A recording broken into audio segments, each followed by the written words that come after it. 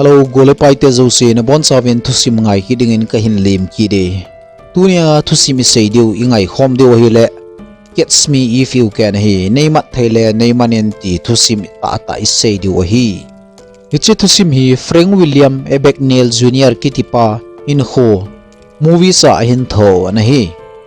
Ama hi kum som le ko birthday aman masanga chu $1 million lang hi sum anaki kholman ana hi tai.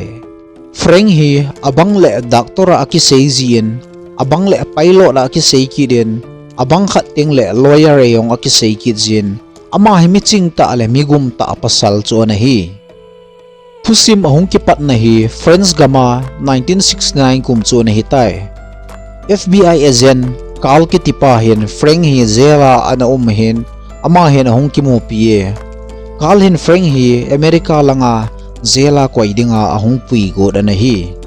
friends gama Frank hi zela hi alel hle zingin adam mo hle zinge kalin wang Frank hin anat zong hi avol thu na hi sa analyze aji chu Frank hi het bangwa mizon chi wal zing ana hi Frank hi adam mo ta hi ji chun ahong pui do got wa chun lampi chun a hluden tai ama hon zong doctor khat zen sa dingin a pui ta ve na hi le Frank zong hi chilai muna kon chun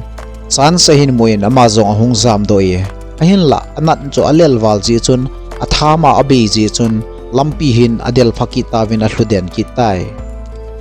kum gup masanga ahin khumandan ga ave ki du hite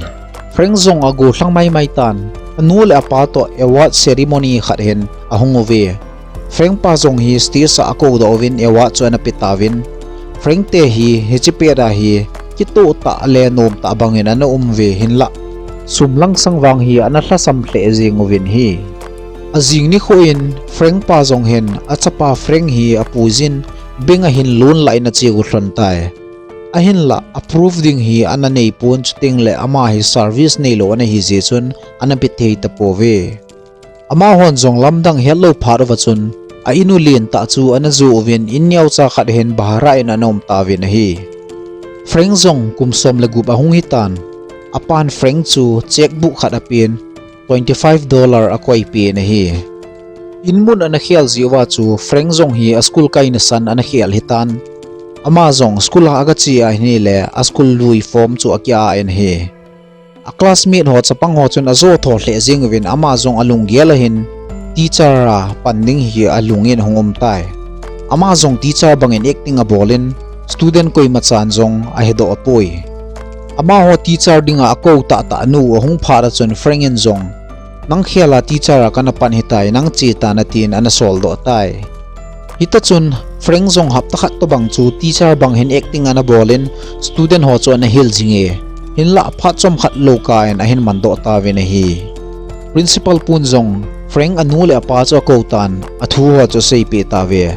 Frank hin teacher acting go abol helova parents meeting jing zong ana som kha ana hi Frank anu na het phar chun alung hang hle jingin apa wang hi aloi bang banga na ki vop jing hlon hi ji chun anui sa thoin alung hang poi ni khat Frank zong school aki khena in ahung le a inuwa hin pasal khat hele anu hi anom planin hi hichi pasal pa hi Jack hi apaloi ho ana hin anu hi Jack hi to ani ki dei hlon hi anun hita dong madang anei hi het phara chun Frank zong alung na hle jenge anu le pa hi dei banga kingai lu thei a hi hlon lo pharin amani zong ikhen ding ati hlon tan le kha ho zong chu asutu phlon tai Frank ko ma hin nanu le na pa ko ma koi pen ko ma hin ding ham amin sunin ati pharovin Frank zong alung anabe se jengin koi mamin sun talovin hichiala kon chun anazam do in hotel neu khat hin anom tai ni kho hong che le hotel man pi ding zong anei lo phada chun hotel manager pun zong ana no do kitai hotel mun chum chuma anom zin a checkbook $25 bo hi ana boy zin ahong kile ki zin ichi hin hotel a hin phaso ta ama hi anom thei ji e hotel a uma kon chun sum ngai tu didani agial tan a checkbook a date of birth le amin ho hi a hin khel pantan sumso sa ditin beng chum khat hina chi tai hin la he chia a idea chu analo samtan amazong benga kun hin hung pot do kitai lampi hin pilot len na tol ho khat hi air hostess nunga hoi ta tain ahung kimvel zingovin anung hin zui chu amutai frengin zong pilot a panding hi ahin gokitan ama zong journalist khat hen akisim thukirin American Pen Airways kiti company khat hen ichilai hen aga lut tai senior pilot ho kom khat hen achin aman zong interview a bolin pilot iti hi dingham ipp a bol ziu ham icho zo se chu interview to banghen agu hin dong tai til zo se pilot hi ding dan zo se hin he chai phara chun ichi senior pilot pa zong chun frank chu a license lui khat hin pin ichi chu expire sa an hi mizon chi pa frank zong akipan ngaltan airways customer care ho call a bolin pilot von ho zo se chu order an bol tai ichi company a frank an phan phara chun aman zong pilot ho chun $300 chan paycheck sumso sa the by hewa so sa the chu ahin hetai frengin zong Pen Airways company paycheck ho chu an sim thu pan kitan chule bank tam ta in account zong an ki honin check ho chu ata bangin an sim gn aman zong sum an so sa ji ichilai khanga hi computer rong dei banga ki manglo lai hi zia hi anamat do wa zilo ven ahin mat do teng lew ama hi mundanga anom ji hitai hatlanga FBI headquarter Washington chan ge yong hi checkbook a hlem akisim ji hi an hetawin hinla koi a hi wang an hi ilayo ve FBI agent kal ki tipa zong hi chi thudol holding hin an ki pat do tai ni khat hotel khat a hen check a hlem min amange ti thu in hetawin FBI ho zong aga chi lew hotel room number 206 a hin ami pa hi omna lai ti zong a he pai ta ve ama ho zong kining ke sa ga chelew ichi hotel room achun gothlang chapang khat ano me na hi Carlin zong pistola adwazin koina hi ham mu ki seilo jin ati ichi a gothlang chapang chu koi madang an hi lo I hero pau frank hi an hi ama zong hi anaki lep kitan nahung ge jep ta ve ati pe kitai ke hi USA Secret Service na tong ka hin FBI ho lelen hi chi thu hi na boi pi o hi poi aloi hon check hliam sim pa chu aman ta vin ana pui do man ta ve TPA Carlin wang ata san lo je chun ID a thum tai frengin zong ID a ko na bom ho chu apitan Carlin zong ID ve ding ati le frengin a hin ho boyzin I het mo thu sa ten typewriter ho le checkbook ho chu a choi do in ichi thil ho hi proof a hin azole hlam mi khatin hung choi do khan ti ati ichi chun ama zong ana po do tai Carlin zong ID chu aga avet le khape ngen ana hin ama sang le a po do pa chu a hol pau chu ana hi a hin hedo tai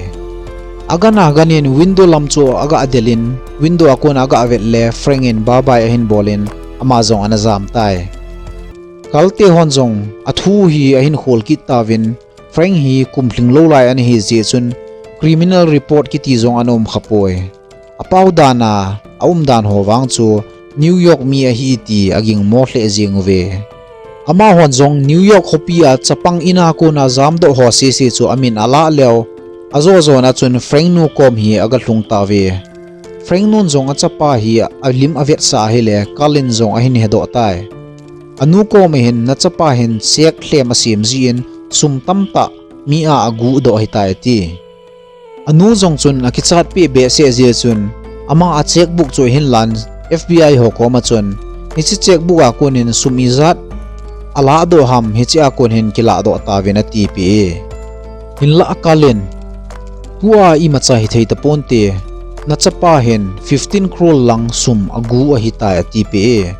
frangnu zong alungdong be se jengin ave den jing tai ni khat hi party man na ven mi khat hi hongki su khatan frangin zong ama chu hospital a hin na pui tai hospital a hin nunga khat na tong khat Brenda kiti ana omen ama nu hi to hongki muto hlon le freng alunggel hin a si pa la jing tai hichi phara chun aman zong Brenda ko ma chun doctor ho le kha asut danu le EPP angai ham ti ho zo si chu adong kitan azo zone in Brenda ko ma chun ke hi nei he lo wanga doctor khat ka hi akiti kitai check claim asim jibanga chu doctor certificate jong akisim kitan hospital Brenda a zina chun amazong pangding in a chitai hichi hospital a chun supervisor in an pansa kitawin Brendan zong adei che zing ta na hi khatlanga ana bui zing FBI agent Carl zong chu Frank pa ko mahina che kirin at sa pa na agado a hele Frank nga pawang hin ana sei do pi poi in la Carlin zong Frank le khathot khat hi hin mutan hi chile khathot dung zu ja chu ama hi Atlanta Georgia hi a hin hetai Carl le loi ho zong ichi address mo na chun gang chalahin ana chi ki tawen in la Frank wang anamu tapo ve certificate sim thua chu hin movin he cha amin gi sun chu le Frank Cornerstein amin anaki sa aki din hi Frank hin Brenda hi ki chen piding ti agialtan zinading thudol hi Brenda in sumi te hi aga ki mu pi tai Frank in zong ki sei phat na program chu hin pan kitan Brenda in sumi te masanga chun aman zong te na sei ki tai Daktora hi kapan masanga chu New York a chu lawyer rong kana sim hi kum khat zen aniti Brenda pa zong hi lawyer hi zia hi ade chum nan te ti zia lawyer a anaki sei ki da hi Brenda pan aging mo hle zingin aman zong achang se na kyo pien na hi mo mong ham seijin ipidinga ka chanu hi ta hi zowa na hlep gur hamati Franken zong hi cha chun pilot zong ka hipoi doctor zong ka hipoi lawyer zong ka hi khapoi ka zo ka sei hi na chanu ka lungsi ra ka kichen piding bo hi athupi in ka geli ati Brenda pan wang sabas chi hi ka hol ati jing ta na lunggelen aji chu ma hin Frank hin zo aseya ama hi pilot le doctor zong ane hi thowa mikiniaw sa ata ane hi sa akidan ane hi Brenda pan zong achanu hi ananu pi tan chuting le lawyer zong hin ama ko mahin panmun khat apitai ni khat ana hol jing pa Carl zong hin Frank hi hin ho tan aman zong Carl ko ma sei pi nei hol ta hin zi zong nei ding ka ti hi tan pathil bol zo siong hi nga ading ka ti hi ta ti ahin la Carlen wang nakimat na ding ni kho anai ta zia hi nakichat phada hi ta hi thu na sei hamatin happy Christmas atin phone chu atha pi tai Carl le aloi hon zong Dr. Frank Corner kiti mi khat hi kichen na kin ding hi ti het ji wa chona ma hon zong hi chimina hin Frank chu a hin hol jing ven hi le a engagement na ding munu chu a hung thlung ta ve Carlin zong Brenda pa chu a hin dong pan tan Frank zong hin a room langa kon hin a hin mu hlitai he chi phar chona man zong aga nin Brenda chu room sung hin a ko ludin I macha hi lo thu chu a sein amin ta zong a ki sei do tai chuting la man Brenda ko ma chon nini zo le Miami airport a khoi ki mu tu te ding hi tina sei pen ada thatai kalte ho zong Frank te ho room lang chu hung del lut wa hi le akyo hil amuki tawen khat ve ding in Frank hi kal khuda kun na zam do kit tai akitep na thlon bangin nini zo wa hin Frank zong Miami airport hin Brenda hung pui di ati le Brenda ko mahin Carl le aloi ho tamta hi gu thima ki selwa anga chu amudo tai HG chu naman zong Brenda chu ki mu pi talovin Isla airport chu anada tai meng cha le zu cha akidel to banga hen ita chun ni kho ana che ni le hlasagi lang hi ana chi tai Carlin zong chek lui ho asim thu ho chu expert ho kom hin a choi na ga vet sa he le factory lin ta hi che ho hi akisi ma hi ti hin he do ta ve chuting le hi che experts pu chun ana sei be na chun ito bang check ga kisim na thei factory chu country nga to bang bo hi ano men hi chi country nga la chun friends zong hi anapang thai hen ti friends a hen ti le Carl zong hen khat ve Frank nun friends gama inmun anei thu a sei chu a hen gel do tai Carl zong hen Frank hi friends gama mon trichar khopia kho akisel ding e hi ti chu a het ta je chun ama zong a chang se en aman ding hin ana chi tai ichimuna chu factory lin khat bo au ma hi ti het je chun ama zong aga chi a hele Frank hin thanom ta chun check tam ta hi ana sim jing ena hi Frank in amu phara chun akichadi pon na changsia bo na hung a hin neidelin lang nei manin atin ada yen a hi linla Carlin Frank ko ma chun friends sapai te hin ichi ina ko na po do ni ni le pam langa khu thading sa na cha no hi na thi pa yeng ding hi ati ichi phara wang chun Frank zong azam do ni ni le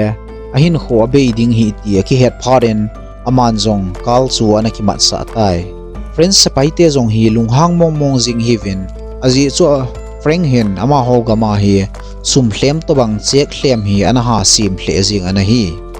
Ichizi chun ama ni zong tula ga pot do thana hi le friends sa paite chun Carl khuda kon chun Frank chu ala piovin ama hon anamanuvin azelwa hi anakoyu hitai. Friends gama zela koiwa chu analel be se jing hin Icha chu Carlen America zela dinga hungpui do gur hichan chu thusim ina seiwin masalanga tuin aban ga continue kidu hite. Carl hin Frank hi airplane na anapui hin amanjong apane ho sa ding hilo hamati. Carlen seipin napa accident ina chitai tipe. Frank zong alung na be se jingin ha ka na kabin toilet room lang hin ana chip heitai. Airplane zong kinga dinga hi pharin Frangin toilet room a pipe na ho ana hlam ki din amazong anazam do kitai. Frang zong anuin langahin anazam paizin in agatluna hi le anuhin zitha ananei tan chuteng le chanu kha zong hi ananei tai. Police on zong Frank chu ahin del paivin anute en langa hi ahung mukita ve. Frank zong hi cha hi alung nat pe cha hi ji chun aman zong police ho ko mahin neiman tawin atin akimat sa tai. Frank hi achung thu tan na hin nei tawin hi le ama hi umsom le ni zen zela anom sa tawin hi. Chek hlem ki sim ji ho hi anop jing ji a hin duplicate hin chuting la bui na tamta hi sumlang sang anom ji en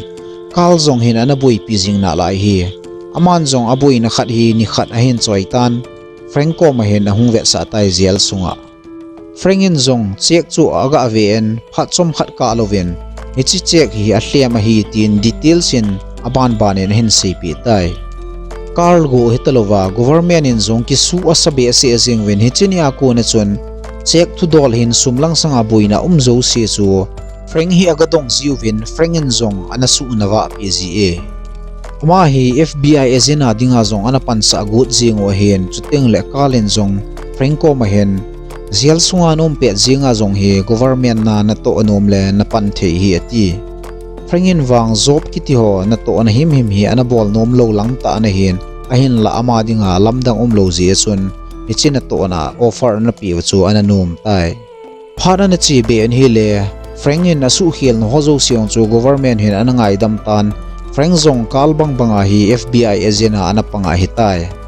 Frank hi het bangovin ama hi zalian ta ding ti hi agut jin ni khat koi macha sei pelovin airport lang hen anazam do kitai. Carl hen Frank hi gu thima anung hi anazui ti hin Frank ko ma hen tuni wang nang kamat loading kanga loading na hitai ahin la ni zo le na hung kile ki ding kata asani ati. To pharin Frank en zong iti hita chuna sei thei hamati. Carl na sei pe kidin FBI na zo hlep le kumsom nga zela nom ding hi ati pe tai. Mr. Frank zong hi akingap chalova hitan ten kumsom nga lai zela kiding so. Ichizi chu na ma zong nini zo wahin Carlin ananga jing banga chun ahung hlung ki tai office sung. Zela ko na hla do zo wa chu ama hin FBI te hi na sata ani ki thopi zinga sipai lamsang hian chuting le fraud case zo si zong hi ama hin na solve tamta anoma hi.